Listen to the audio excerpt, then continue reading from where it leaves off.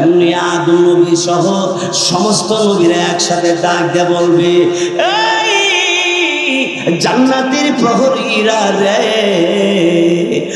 আখিরি জামানার নবী রাহমাতুল লিল আলামিন না আসলে জান্নাতের গেট খুলে দিবা না। তাহলে বলো আখিরি জামানার নবী রাহমাতুল লিল আলামিন কোন জায়গায় আছে? জান্নাতের ভিতর দিয়ে আওয়াজ আসবে, আদম নবী গো, আপনি জান্নাতের গেটে চলে আসছেন, আপনার উম্মতের খবর নাই। নূহ নবী চলে আসছেন, উম্মতের কোনো খবর নাই। ইব্রাহিম নবী চলে আসছেন, উম্মতের খবর নাই।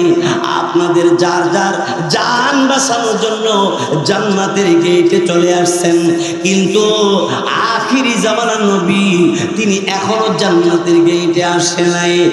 আখিরি জামানার নবী রাহমাতুল লিল আলামিনের ব্যাপারে সমস্ত নবীরা এমনি ডাক দিয়ে বলবে, তাহলে বলো গো জান্নাতের প্রহরীরা, আখিরি জামানার নবী কোন জায়গায় আছে? এমন সময় ডাক দিয়ে বলবে, জান্নাতের ভিতর থেকে আদম নবী আপনাদের সকলকে বইলা দেয়, আখিরি জামানার নবী রাহমাতুল লিল আলামিন তিনি একটা দৌড় মারে, ফুল চারাটির ফুলে পুরায় দাঁড়াইয়া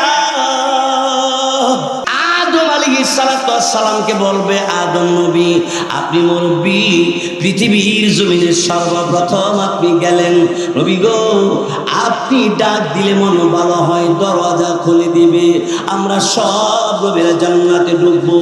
এমন সময় আদম আলাইহিস সালাম বলবে, জান্নাতের ভিতর কারা গো?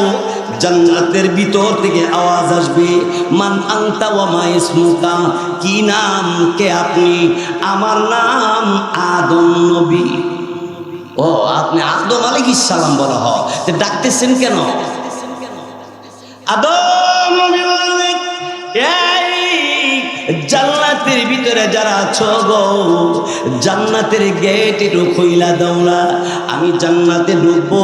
জান্নাতের ভিতর থেকে তখন আওয়াজ আসবে, আদম নবী অবশ্যই আপনি জান্নাতি, অপেক্ষা করুন, আপনার সাথে আর কে আছে? নূহ নবী, সব নবীরা আছে।